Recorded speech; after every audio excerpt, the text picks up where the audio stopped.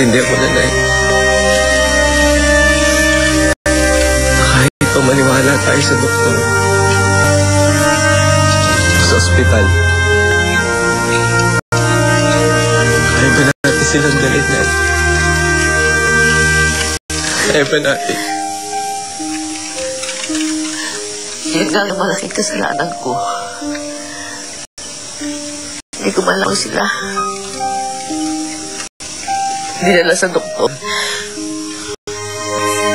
Wala ko sila binili ng gamot. Ay, hindi ko sisina sa sarili ko, Nay. Naging mabuting ina po kayo. Sa amin, Nay.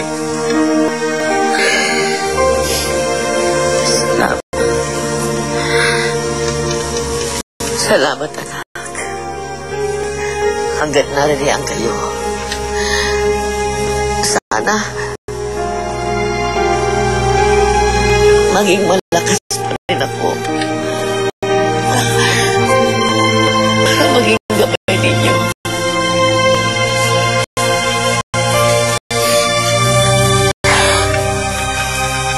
Yan lamang ang tanging hiling sa ating Panginoon.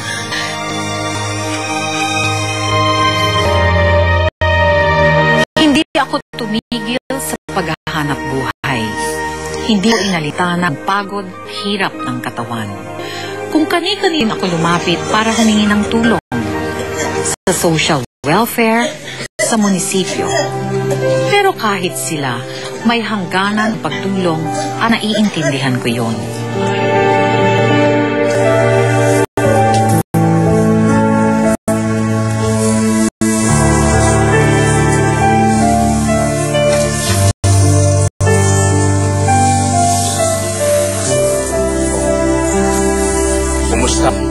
Lakad mo. Posible sila madala sa Maynila. Ay pasok sa ospital na para sa kanila. Posible silang gumaling. Pero kailangan uminom sila ng gamot na mahabang buhay na.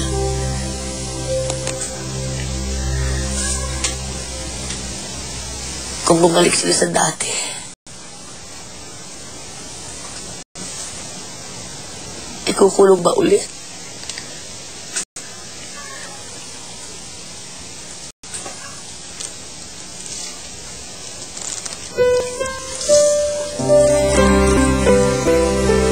Nang mga sandaling iyon, nagbalik loob ako sa Diyos.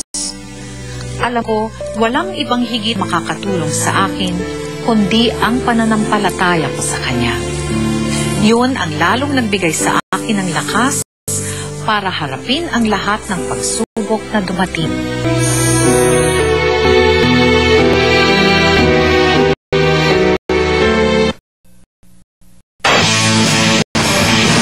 Take over ng video. Doon ka pa ng konti malayo. Nako.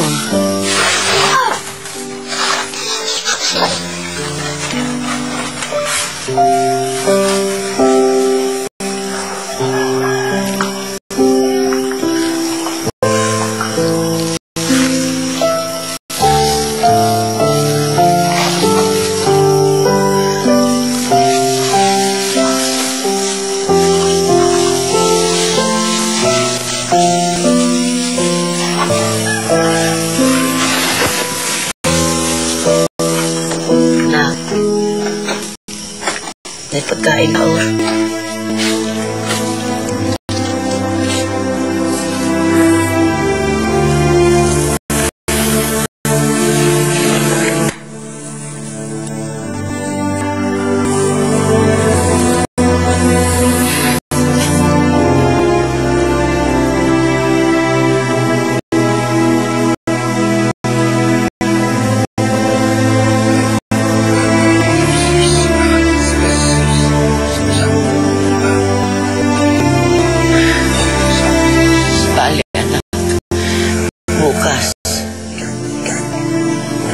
Na benta ko.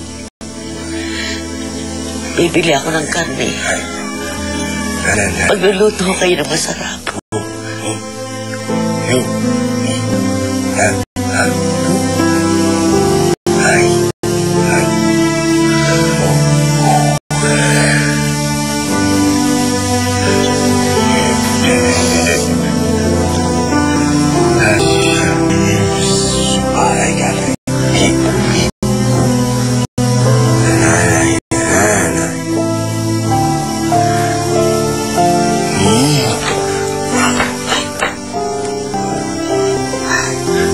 Anak, ang kapatid mo, di ko palang mahawa ng ganito. Ikaw ba lamang siyang haplos? Wait. No. Natatakot ako sa kanya. Natatakot ako hindi sa dahil nasaktan niya ako. Dahil wala na sakit sa nararamdaman ko. Nagkaharap po kayo. No? No? Natatakot ako, anak. Merong mangyayari sa akin.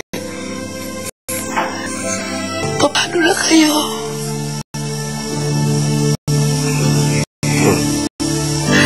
Paano na kayo? Hindi ko alam. Anak, ipangako mo sa akin. Hindi niyo sasaktan ang sarili niyo.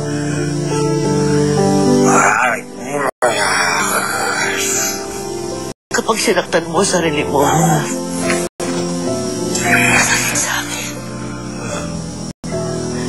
Yang hindi ko kakayanin.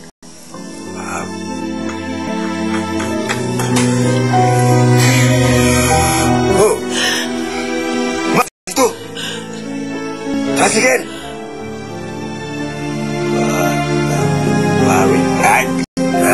Anak! Kasigan! Ah!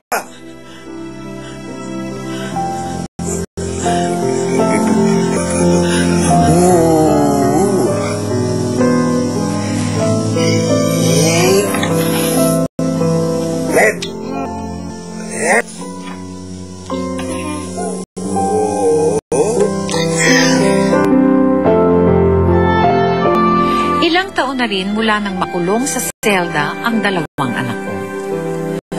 Minsan, iisip ko, marami pa ring mga tao ang may mabuting kalooban at handang tulong sa mga anak ko.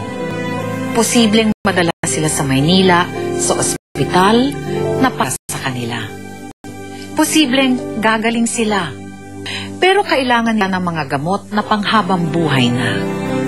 Paano kung hindi ko sila kayang tustusan? Paano kung bumalik sila sa dati? Kukulong ko ba sila uli? Pero ano man ang mangyari, hindi ako susuko. Lalaban ako sa buhay para sa kanila. Lubos na gumagalang, Remy. Ibinabahagi namin ang kwento ni Remy for everyone to realize na may ganitong mga problema na nangangailangan din ng atensyon. Ang kwento ay hindi lamang tumatalakay sa ordinaryong sakit sa pag-iisip, kundi sa mas laganap na sakit ng lipunan, ang kakulangan ng pasilidad at serbisyong pangkalusugan, ang matinding kahirapan ng nakararami nating kababayan, at ang kawalan ng oportunidad para umangat sa buhay.